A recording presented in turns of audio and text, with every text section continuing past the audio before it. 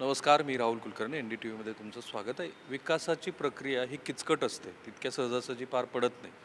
आणि आत्ता तर तशी विकास प्रक्रिया भूसंपादन करून ती प्रत्यक्षात कार्यान्वित करणं ही खूप अवघड गोष्ट आहे. कारण शेतकऱ्यांनाही कळून चुकलं आहे की आपल्या जमिनीचं मोल काय.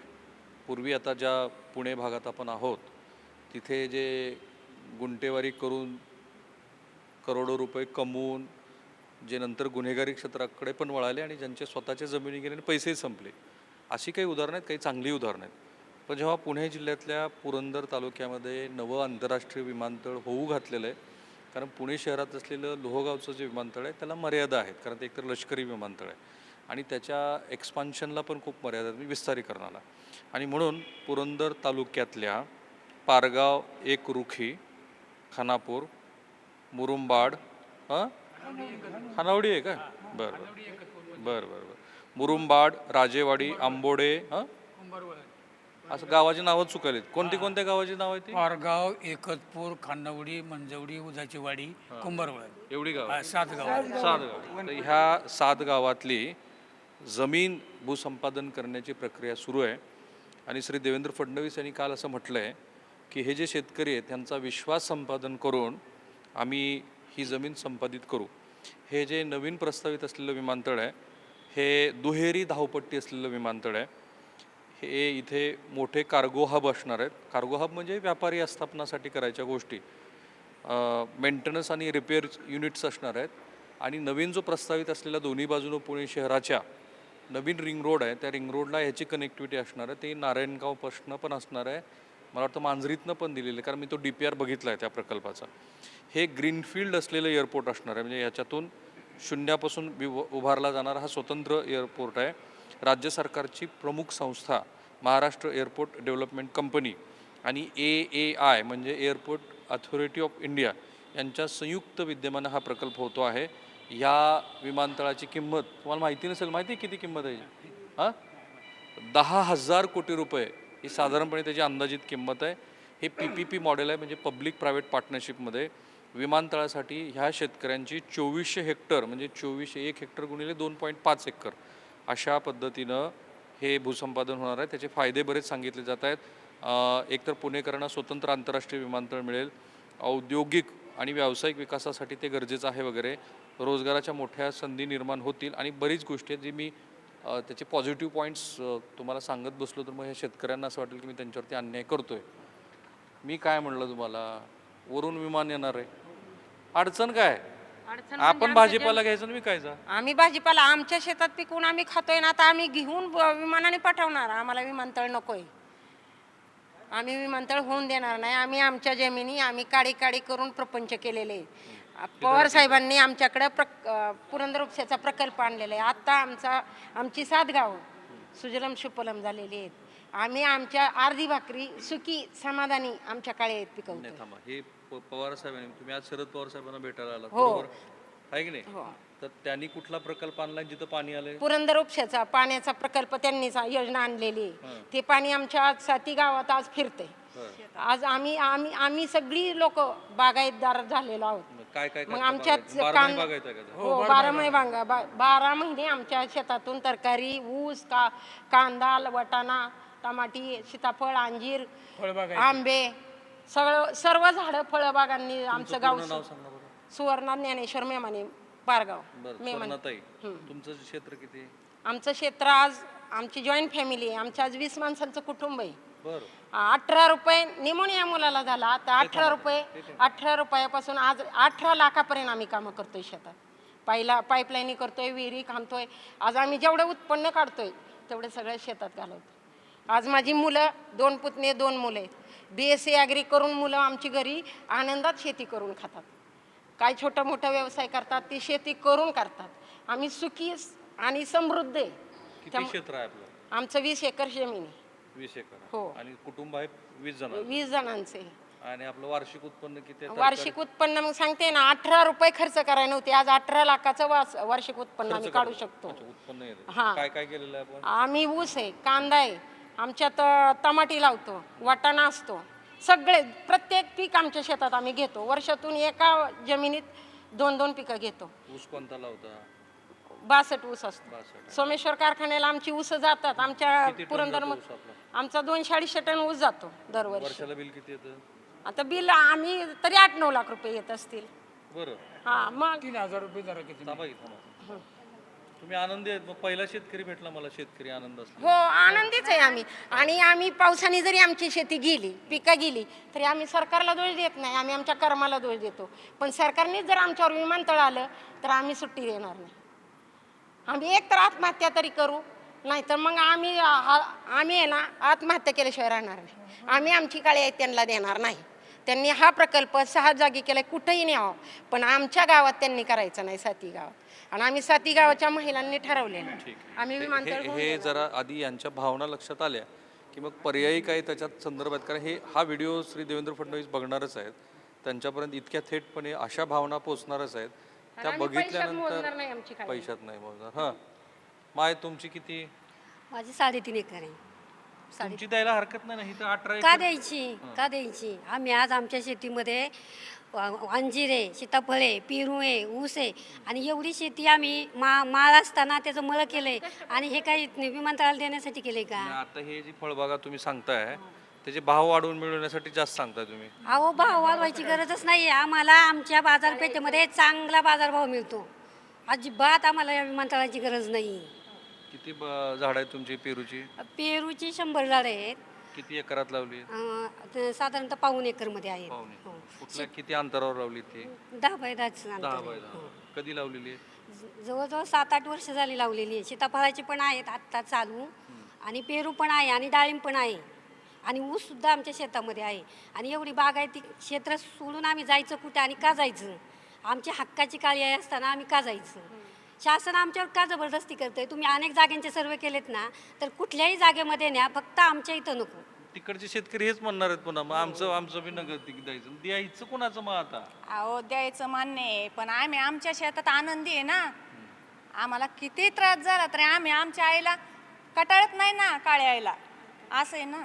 त्यामुळं आम्ही आनंदी आहे. आमच्या काही का सांग किती बी क्षेत्र चालू असू द्या बंद असू द्या, पण आम्ही त्याच्यात आनंदी. तुमचं पूर्ण नाव काय आहे? आशा संपत मेमाने. आणि तुमची क्षेत्र किती? माझं वैयक्तिक माझं 4.25 एकर आहे. त्याच्यात आता एकरभर ऊस आहे, एकरभर तांबाटी आहेत आणि काय आता मळायचं कसायचं राहिलेलं आहे शेत. आता त्याच्यात वाटाणा होणार एखादा एकर, कांदा होणार एखादा एकर, झालं मिटली वावर आमची. ह्याच्यात आनंदी आहे आम्ही. तेवढं इन्कम मिळतं आहे आम्हाला. आणि मेन गोष्ट आम्ही खुश आहे त्याच्यात. आम्ही तुमच्या लाखो रुपयाला खुश नाही, तर आमच्या काळ्या आईमध्ये आम्ही खुश आहे. मग आता ह्याच्या पलीकडे आम्ही काय सांगू शकत नाही. किती मुलं तुम्हाला? 2 मुलं आहेत. आणि यजमान तुमचं? यजमानला 5 वर्ष झाली. दिसलं मला म्हणून मी विचारलं. मग तुम्ही एकटीनं गाडा वाढला हा, का? एकटीने दोन्ही मुलं माझी आम्हाला आहेत, पण आहे ना मी बांधावर बसली तरी खुश आहे. हां मी एकटी वाटते. एक मुलगा जाऊन येऊन नोकरी करतो, एक फौजी आहे. सगळं म्हणजे नॉर्मल कुटुंब चालू आहे माझं आणि खुश आहे त्याच्यात. पण मी अशा ठिकाणी माझ्या गावात आहे म्हणून मी एकटी गाडा ओढू शकते, पण गाव सोडून एकटी गाडा ओढू शकत नाही. ठीक आहे. इथं माळकरी दिसतात मला. माळकरी कुठे? हां वारी करता का नाही वर्षाला? कुठली असते? कार्तिकीची का आपल्या आषाढीची? आषाढीची.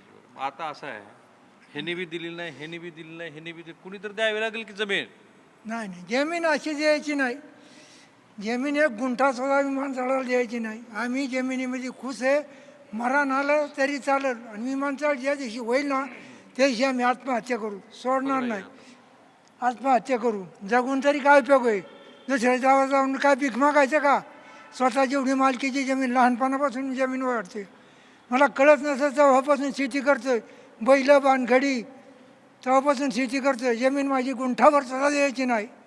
नाही म्हणजे नाही. नाही म्हणजे नाही. मरण आलं ना आज विमानतळ झालं तर उद्या मी फाशी घेईल, एवढी आपली भूमिका आहे. पण जमीन द्यायची नाही. मी लहानपणापासून मला जमिनीची आवड आहे. शेजारीने बांध पोकारला तर मी त्या दिवशी जेवत नाही, एवढं मला जमिनीचा अभिमान आहे. जमीन द्यायची नाही अजिबात. मरण आलं ना तरी हरकत नाही, पण जमीन द्यायची नाही. वारकऱ्यांना असं बोलल्यावर मग वारकरी काय जन्माचा वारकरी आहे का तू? पंढरीची वारी करून आली शेती करायची.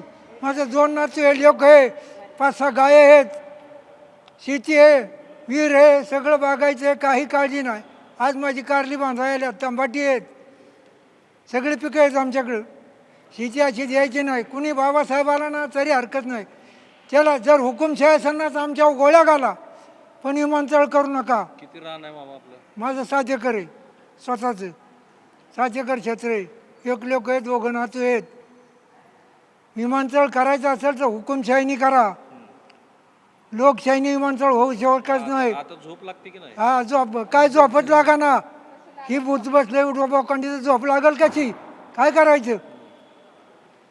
ज्यावेळी हे विमानतळ होईल, त्या दिवशी मी आत्महत्या करील. आपलं रान माझं क्षेत्र आहे 2 एकर. त्यात तुम्ही अल्पभूधारक आहेत मग. अल्पभूधारकाला जर पैसे वाढवून मिळाले, वाढून काय करायचे? विमानतळ हा विकास ऐका, सरकार काय म्हणेल मी तुम्हाला सांगतो. सरकार काय म्हणणार की आम्ही समृद्धी महामार्गासाठी भूसंपादन केलं. समजा 5 लाख रुपये दर ठेवला होता, तर आम्ही 5 पट देऊ, 25 लाख रुपये देऊ. आता तुमचं 2 एकर आहे, 50 लाख रुपये मिळणार आहे तुम्हाला. अहो पण समृद्धी महामार्ग आणि विमानतळ हा फरक आहे का नाही? ते थांबणार आहे थोडंफार जाऊन, तसं आमचं संपणारच आहे ना. करणार आहे आम्ही त्याच्यात. रस्त्याचा विषय आणि हा विषय वेगळा आहे. विमानतळामध्ये आम्ही थांबणार आहे का इथे गेल्यावर? समृद्धी मार्गात रस्त्याचा काय प्रश्न येतो? थोडीफार जाणार, थोडीफार राहणार. त्या उपयोग काय त्याचा? सांगा तुम्ही. आपलं सगळं चाललंय. चाललंय. म्हणजे माझ्या माहितीनुसार एक भूसंपादनाचा कायदा आहे. त्या कायद्याप्रमाणे एखाद्या शेतकऱ्याला, आणि त्यातल्या त्यात हे आता अल्पभूधारक आहेत, तर त्याच्या सगळ्या जमिनीचं भूसंपादन करता येत नाही. बाय डिफॉल्ट तसा तो लॉ आहे. हां ठीक आहे. किंवा ज्याच्यामध्ये ज्या शेतकऱ्यांकडं अशी जमीन आहे की ती भूसंपादित केली तर तो शेतकरी अल्पभूधारक होतो, तर तो पण कायदा आहे की तसंही करता येत नाही. तुम्ही काय म्हणले? नाही, आमच्या इथे 90% शेतकरी अल्पभूधारक आहेत. पूर्ण जमीन त्यांची जाणार आहे आता याच्यामध्ये. तुम्ही समृद्धी मार्गाची म्हटले, समृद्धी मॅप वगैरे आहे काय? नाही आता नाही आपल्याकडे. समृद्धी मार्ग आहे तर त्याला त्याची 10 गुंठे गेली तर 2 गुंठे राहिलं ना शेजारी. आमची 7,000 एकर इथून तिथून जाणार. ह्या लोकांनी 840 घरं आहेत त्याच्यामध्ये, 38 वस्त्या आहेत, 7 गावं आहेत, 7,000 एकर जमीन आहे. आणि इथून तिथून ही जमीन गेल्यानंतर ह्या लोकांनी राहायचं कुठे? पैशाने सगळे मिळणार आहे का बाहेर? प्रपंच दोनदा करून पाहणार आहेत? काडी जमून लोकांनी प्रपंच उभे केले आणि हे मोडायचे. दुसरीकडे जाऊन कुठेच आम्हाला आसरा मिळणार आहे या लोकांना? नाही, पण असा प्रश्न आहे. आता तुम्ही काय करता व्यवसाय? आणि शेतीच करतो. तुम्ही शेतकरी. त्यापैकी कुणी सरकारी सेवेत आहे का कोणी? नाही. तुमच्यापैकी कुणी सरकारी सेवेत? तुम्ही बी नाही ना? बरं. आता असं म्हणेल सरकार की सगळ्यांनीच असं म्हणलं, कुठून तरी घ्यावीच लागणार आहे की? सरकारने साईट पाहिलेत ना. खेडची साईट पाहिली, कोयाची साईट पाहिली, त्या चाकणची पाहिलेली होती. तिकडची सोडून विरोध झाला, इकडे आले किंवा काहीच फ्लेक्झिबल नसेल. आमच्या पुरंदरमध्ये सुद्धा 3 साईट अशा पाहिल्या की तिथे मानवी वस्ती कमी आहे, झाडं कमी आहेत, सपाट आहे, होऊ शकतं ना तिथे. पाठीमागच्या 5 वर्षामध्ये एक साईट त्यांनी अशी पाहिली की तिथे 10 रनवे होतात. आमच्या इथे 5 म्हणतात आमच्या साईडला. इथे 2 रनवे आणि 19 टेकड्या, पुरंदर किल्ला शेजारी. अनेक अडचणी तांत्रिकदृष्ट्या पण आहेत, पण शासन आमच्या समोर खरं मांडत नाही. 5A काय म्हणाले तुम्ही? ते 5-1 असे आमच्या साईडला नाव त्यांनी दिलेलं आहे शासनाने. आणि त्याच्यावर ही साईट कॅन्सल केली होती डिफेन्सने. काही तांत्रिक अडचणी असेल कारण माझ्या माहितीनुसार पुरंदर किल्ल्याच्या आतमध्ये बऱ्याच गोष्टी संरक्षणाशी निगडीत आहेत, ज्या सांगता येत नाही. 36 किलोमीटरवर एनडीएचं विमानतळ आहे, 36 किलोमीटरवर लोहगावचं विमानतळ आहे, 57 किलोमीटर बारामतीचं विमानतळ आहे. आणि हा एवढा मोठा विमानतळ, एअरपेस तेवढी आहे का? शासन आमच्या समोर सगळ्या बाबी आणत नाही नाही, पण हे तांत्रिक गोष्टीची सगळी पूर्तता सरकारनं केलीच असेल ना. 10,000 कोटीची गुंतवणूक सरकार करतंय म्हणजे त्याची माहिती असणार सरकारला. शासनाच्या असू द्या, परंतु आमच्या लोकांचा जीवन मरण्याचा प्रश्न आहे. मला आता खरा प्रश्न असा पडला, थांबा जरा. प्रश्न असा पडला की हे जर प्रश्न अजूनही यांच्या मनात असतील की त्याची टेक्निकल फिजिबिलिटी काय आहे, एअरस्ट्रीप ज्या 2 बनणार आहेत त्या खरोखरच इथं उपयुक्त आहेत का, पलीकडे पुरंदर किल्ल्यावरती, कारण मी मागे ज्या वेळेला 2-3 वेळेला पुरंदर किल्ल्यावरती गेलो तेव्हा विशिष्ट भागामध्ये चित्रीकरण करण्याला बंधन आहे, कारण तिथे डिफेन्स रिलेटेड बऱ्याच ॲक्टिव्हिटी होतात, अर्थात जमिनीच्या आतमध्ये आहेत अशी माझी माहिती आहे. मग हे जर ह्या शेतकऱ्यांना माहितीच नाही आहे की ॲक्च्युअल त्याची फिजिबिलिटी किती आहे, रनवे खरोखर होऊ शकतात का, तर ह्या प्रश्नाची उत्तर ह्यांना अजून मिळालेली नाहीत असं दिसतंय मला. मग आम्हाला नाही मिळाली तरी पण चालते. सुनावण्या झाल्या नाहीत का? सुनावण्या नाही झाल्या अजून. आता मुदत आहे त्याला, आमच्या हरकती सुरू होतील. आता प्रश्न इथं आहे की प्रपंच 2दा करून ही लोक गरीब माणसं आहेत, सामान्य माणसं आहेत, छोट्या छोट्या, परंतु पुरंदर उपसा आल्यामुळे संपूर्ण बागायत भाग झालेला आहे. आणि हे बागायत क्षेत्र सोडायचं आणि दुसरीकडे कुठे जाणार, कुठे उभे राहणार सगळे? शासनाने पवार साहेबांचीच कृपा आहे आम्हाला सगळ्यांना, यांना हे बागायत होण्याला. हे श्री शरद पवारांच्या भेटीला आलेले आहेत, आपण बघूया त्यांच्याही भेटीमध्ये ते काय. बघ, मला अजून एक मी बातमी 4-5 दिवसापूर्वी वाचली की तिथं काही एजंट आलेले आहेत की जमिनीची खरेदी विक्री व्यवहार करतात, हे बरोबर आहे का? सगळ्या मंत्रालयापासून त्या लोकांना माहीत असतं कुठं प्रोजेक्ट होणार आहे. हे लोक बरोबर तिथे गुंतवणूक करतात. रतन अग्रवाल सारखे, लोढासारखे, त्या प्रशांत लाड सारखे पत्नीच्या नावाने घेणारे अनेक लोक आहेत की ज्यांनी त्यांचा पैसा व्हाईट करायचा आहे, मग आमच्या लोकांची फसवणूक करायची. हे तुम्ही फार गंभीर सांगत आहात आणि ते महत्त्वाचं आहे. आणि मग मला हे एक सांगा की खरोखर ह्या लोकांनी जमिनी खरेदी केल्यात का? ह्यांनी जमिनी खरेदी केलेल्या आहेत या लोकांनी, अनेक लोकांनी, परंतु त्यांच्या जमिनी असतील 5% 10% जमिनी असतील त्या लोकांनी असं पूर्वीच्या काळात लोकांनी त्या विकलेल्या आहेत थोड्याशा. आता त्यांनी लालू काय दाखवलं, परंतु आम्ही तिथे राहणारे जे भूमिपुत्र आहे ना, नाही, महत्त्वाचा विषय आहे. नाही बोलतायत शेतकरी, पण त्यांनी एक महत्त्वाचा विषय मांडला, कारण तुम्ही त्यात सक्रिय आहात म्हणून. काही मंत्रालयातले अधिकारी आणि काही राजकीय कार्यकर्ते किंवा नेते यांनी जमिनी खरेदी केल्यात, हे खरं आहे का? प्रश्न तेवढ्यासाठी चालले. जमिनी खरेदी केल्या, त्यांचे काळे पैसे प्रांटे करायचे म्हणून ह्या शेतकऱ्यांची जमिनी अगोदर ते खरेदी करतायत. आता तर आज पेपरला आहे ना की 60% जमिनी खरेदी केल्या. एजंट आणि नेत्यांनी. हो, पेपरला आहे. अजित पवार म्हणतात. आणि हे कोण लोक आहेत, तुम्हाला काही नावं माहिती आहेत? त्याच्यापेक्षा ते नावावर घेतात का रे?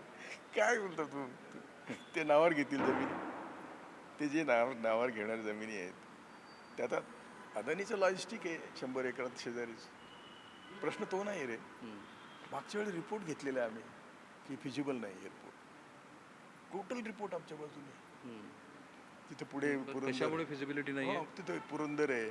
तुला रिपोर्ट देतो वाचायला. म्हणजे तो आपल्याला समजायला अवघड असतो, पण मागच्या वेळी म्हणून त्यांनी माघार घेतली. आम्ही कोर्टात गेलो होतो.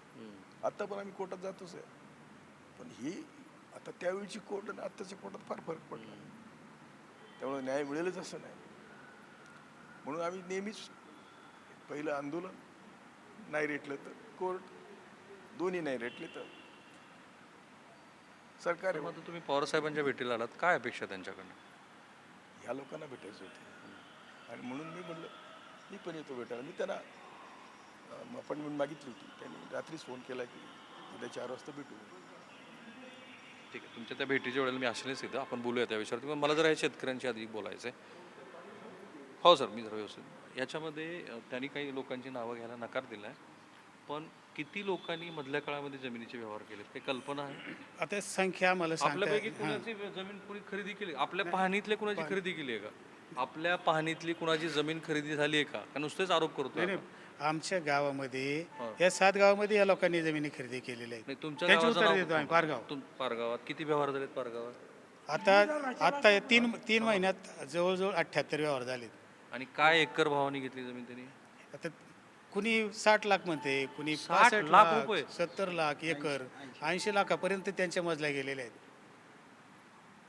पण जे आम्ही भूमिपुत्र आहे, तिथले स्थानिक लोक आहे, तर ह्या लोकांनी आता ज्यांनी गुंतवणूक केली त्यांनी परत विकलेल्या आहेत काही लोकांनी. पण शेतकरी सामान्य माणूस आहे, थोड्या थोड्या जमिनीत ह्यांनी विकलेलं नाहीत. म्हणून आमच्या जीवन मरणाचा प्रश्न आहे. जायचं कुठे ह्याचं उत्तर शासन देत नाही. खायचं काय ह्याचं उत्तर शासन देत नाही. पुढच्या पिढ्यांनी राहायचं कुठं ह्याचं उत्तर शासन देत नाही आम्हाला. आणि हे सगळं आम्ही सोडून जायचं कुठे? नाही, पण 1.5 समजा आपल्या ह्या चर्चेच्या शेवटच्या भागात आहेत आपण, जो प्रश्न तुम्हाला पडलाय त्याचा जर सरकारने पुढे येऊन तुम्हाला अशी माहिती दिली की आता हे 10,000 कोटी रुपयाचं इन्व्हेस्टमेंट आहे, 7,000 एकर तुमची जमीन जाणार आहे, तुम्हाला त्यातल्या भागीदार जर केलं, कारण PPP आहे ना हा प्रोजेक्ट, समजा काही व्यापारी स्थापना तुम्हाला दिल्या किंवा विमानतळावरती काही पर्यायी व्यवस्था करून दिल्या, तर अशी काही चर्चा झाली आहे का? आणि तसे काही प्रस्ताव तरी आले? चर्चा आम्हाला करायचीच नाही. शेतकऱ्यांना मुख्य प्रश्न आहे सर, ही सगळी सामान्य माणसं आहेत.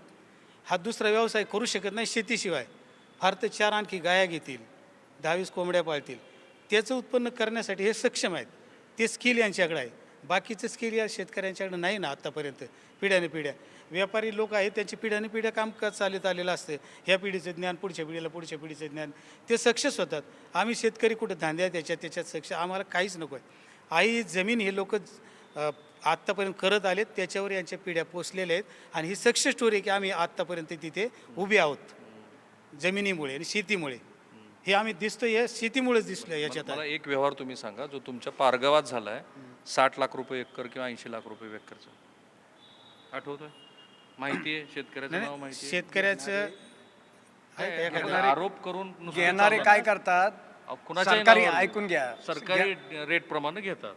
हा सरकारी रेट प्रमाणे देतात आणि ब्लॅकने आतून पैसे देतात. मग रोखीनच व्यवहार करावा लागेल. हा मग करतात ना, म्हणजे सरकारी रेट प्रमाणे कागद करतात. तुम्हाला माहिती असलेला आहे ना, आता माझ्या भावाने दिलेली. हा काय भावाने दिली तुम्ही? त्यांनी 60 का 65 दिली आणि सरकारी रेट प्रमाणे कागद झाला. तो आता 4 ठिकाणी जमीन खरेदी करायला लागला, कुठं गुंठे घ्यायला लागला. तुमचा भाऊ माझा भाऊ सक्का. किती एकर जमीन विकली मी त्याने? शामराव दगडोबा मेमाने पारगाव. आणि तुमच्या भावाचं नाव काय? शामराव शिवाजी दगडोबा मेमाने. सक्का भाऊ आहे तुमचा? सक्का भाऊ. सख्या भावाने तुमच्या किती जमीन विकली? 12 एकर विकली. 60 लाख रुपये एकरनी 12 एकर 12 जमीन विकली. हो. किती दिवसापूर्वीचा व्यवहार आहे? आता झालं एक महिना झाला. आता बंदी आली त्याला, जिल्हाधिकाऱ्याने आता बंदी आता घातली. बंदी मला झाली, जेवढं पण वाचलं. 1 महिना झालं. महिना झालं विकले. 1272 7,20,00,000 मिळाले. मिळाली. आता दुसरीकडनं ती जमीन खरेदी सुरू केली. हा खरेदी दुसरीकडे जाऊन स्वतःकडे इकडे तिकडे त्यांनी चालू केली. काय कशा पडे हा, पण व्यवहार काय सांगतो की मी केवढ्याला आता भाऊ आम्ही दोघं भाऊ आहे. हां, आमच्या दोघांचा वाद झाला. त्यांनी मला 5-6 एकराला फसवलेलं आहे. म्हणून दोघांचा वाद तयार झाला. तर त्या वादात त्यांनी काय केली, फटक्याच आपल्याच नाव आहे ना विकून टाका.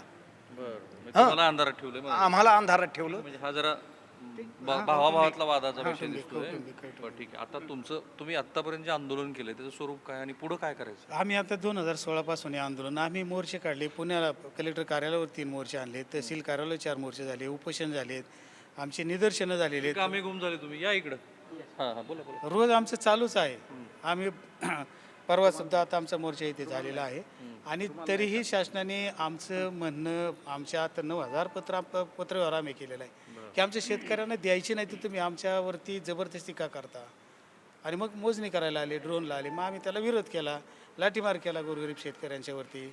शासनाने द्यायचं नाही याच्यावर थांबायला पाहिजे. 2018चा जी आर त्यांनी काढला संमतीने पाहून, आमची संमती नाही, सहमतीचा सहमतीने जी आर काढला. मग सहमती आमची तर घ्यायची नाही, आमच्यावर लाठीमार करायचा. हा कुठला नियम आहे? लोकशाहीमध्ये यांना काय आधार किंमत आहे की नाही, यांच्या मताला काय आहे का नाही? आणि आम्ही तुम्हाला पण द्यायची नाही, तुम्हालाही नाही द्यायची. नाही, बिलकुल नाही द्यायची सर. मुळात असा प्रश्न आहे या ठिकाणी, हे जी व्यवस्था आहे ह्यांच्या दृष्टीने नेमकं विकासाची काय व्याख्या हे समजत नाही आहे. सरकारने ठरवले दुसरी गोष्ट सर अशी, यामध्ये पुरंदरचं वातावरण अतिशय हेल्दी आहे, एक वेगळं ॲटमॉस्फिअर आहे. त्याचं जैवविविधतेचं तुम्हाला वेगवेगळे नमुने ते पाहायला मिळतील. पुरंदर किल्ल्याचं त्या ठिकाणी ती मोठी पार्श्वभूमी त्या ठिकाणी आहे आणि आमच्या जमिनी त्या ठिकाणी माळरान खडकाळा असताना पुरंदर उपसासारखी आम्हाला एक जलसंजीवनी योजना मिळाली. त्यातून आम्ही त्याचं एक नंदनवन फुलवलं. आम्ही मोठ्या प्रमाणात लाखो प्रमाणात त्या ठिकाणी फळबागा आहेत, फुलबागा आहेत. शेतकऱ्यांचं सर जीवनमान अतिशय चांगल्या पद्धतीने उंचावलेलं आहे. साधारणतः माझ्यासारखे एका शेतकऱ्याला 500-500, 700-700 सीताफळाची झाडं आहेत. 8 ते 10 लाख रुपये वार्षिक आम्हाला एकदम अत्यंत सहज त्याचं उत्पन्न चालू आहे. एवढं सगळी सुबत्ता असताना शासन विमानतळास घाट का घालत आहे हा प्रश्न त्या ठिकाणी आम्हाला पडलेला आहे. 2016 पासून त्या ठिकाणी शासनाने घोषणा केल्यापासून आम्ही विमानतळाला सातत्याने विरोधच करत आलो आहोत. त्यामध्ये प्रामुख्याने आम्ही संविधानिक मार्गानेच आलो आहोत. लोकशाहीवर विश्वास ठेवणारी आमची पुरंदरची जनता आहे. आम्ही त्या ठिकाणी आजपर्यंत एकही पाऊल असं चुकीचं न टाकता एक योग्य पद्धतीने आम्ही या ठिकाणी आंदोलन करत आहोत. माझा प्रमुख शेती व्यवसाय सर. माझा तुमचं शिक्षण काय? शिक्षण माझं MBA झालं आहे. MBA केलं. Yes sir. इथे जरा एक फळाची म्हणजे फळझाडांची एक आकडेवारी आहे. अंजीर, सीताफळ, डाळिंब, नारळ, पेरू, आंबा, चिंच, चिक्कू, पपई ह्या सगळ्यांची मिळून एकूण फळझाडांची संख्या 1,72,572 एवढी फळझाडांची संख्या आहे.